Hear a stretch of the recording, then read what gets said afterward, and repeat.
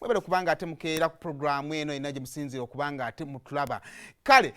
Platinum Wellness Spa yitayo gendo berenga ate bakuyamba okubanga bakola ka massage mwabavudde mu weekend nga watambuddeko omubiri buli yagukuluma buli wamu nakanyama akuluma uli ate wetegeera uli buli wamu akukambaga wao bisaba uli yango omubiri guli yango ogutali gugo kati mukaseera ako ngo uli atowulira bulungi Platinum Wellness Spa kifo kyokka kyosolo kubanga ogendamu ne bakuyamba nga bagenda bazza omubiri guno ne gutandika okubeera nga omubiri ogugwo ne bazibukula bonna obutuli obugenzeemu ekko ate at least notandika wiiki nga amaanyi ogalina kale ogenda basanga kulukuli road ng'okkirira ebuziga bwoti nga kuva kasomero ka Teletubbies kali ku mukono gwo gwa kkono bw'ovaawo ku kasomero ka Teletubbies ojja kusanga ekuba liyita Lumala Access kirira awo katono nnyo ku mukono gwo gwa right ojja kusanga ekikomera kya grey kwe kuli Platinum Wellness Spa awo wogenda okusanga buli kimu sauna massage balina Moroccan bath n'ebirala bingi nnyo bagenda okubanga ate bakukolera ozze obulamu bujja bebanafa ba Platinum Wellness Spa atawo ng'ovuddewo tutale twamumaliriza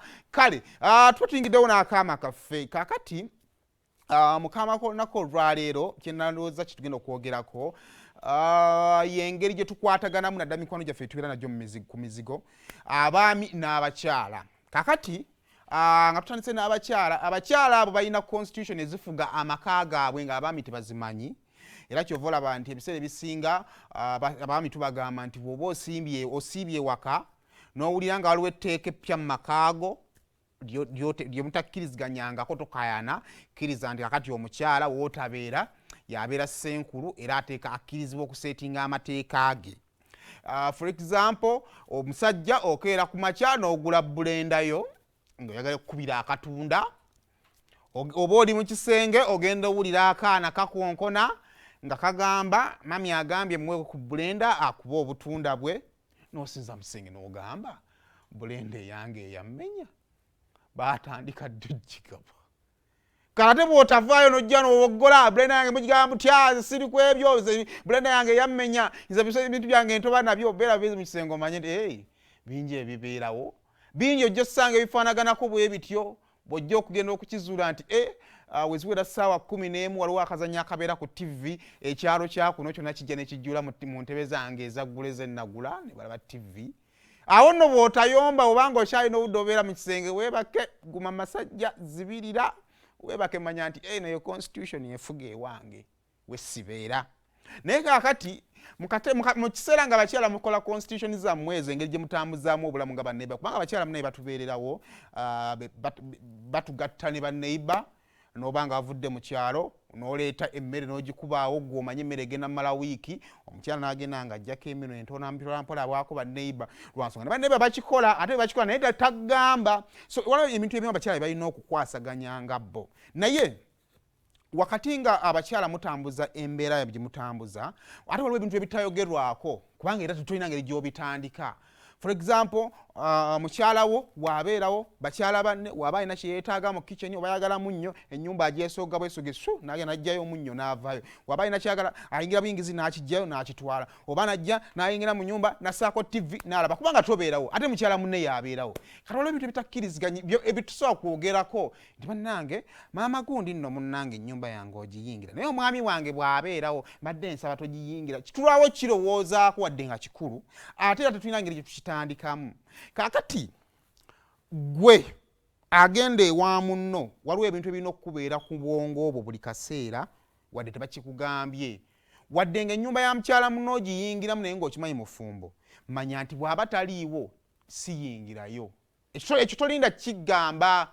I understand kikyo kya bulijjo obadde okikola bulijjo ennyumba obadde ogiyingira n'okola buli kimu ky'oyagala n'ofuluma n'ogenda naye the fact that mukyala munno taliiwo yatambuddemu yagenze ku mikolo oba yagenzeeko wabe mu kyalo biki byonna kyonna taliiwo kati aterekerawo okukola by'obadde okola bulijjo kubanga mutandika okuwa abasajja obuzibu omusajja ali mu nnyumba yeebase bibye omukonkona mbadde nsaba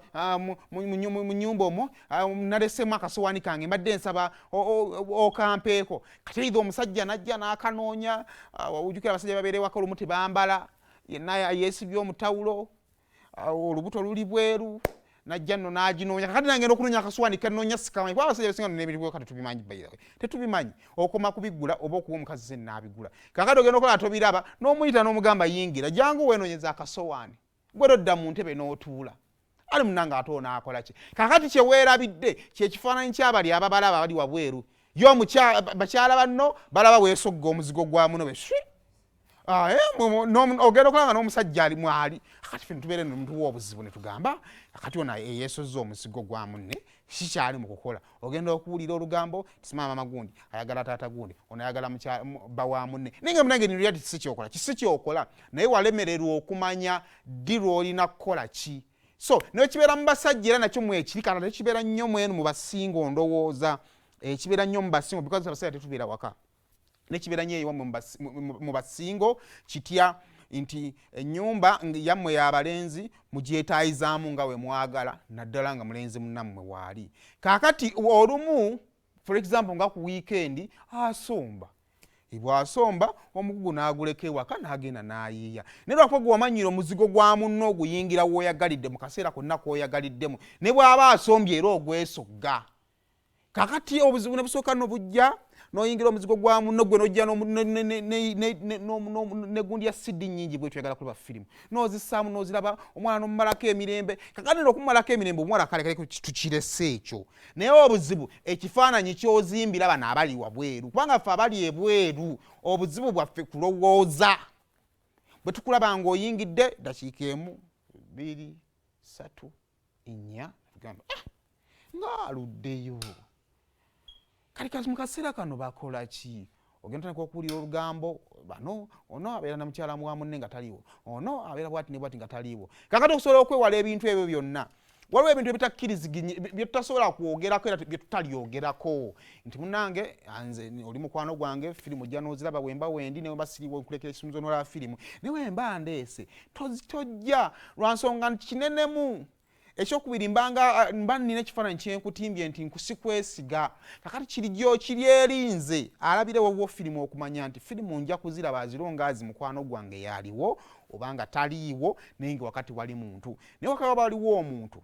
ewakawe akakwate tekabeerawo paka omuntu oyo antwale we nga yaaliwo wakati mu ntambuza y'omukwano gwammwe kati wuliriza akaama ka leero mu puroguramu Sumulula wano ku BBS Telefayina eyaffe.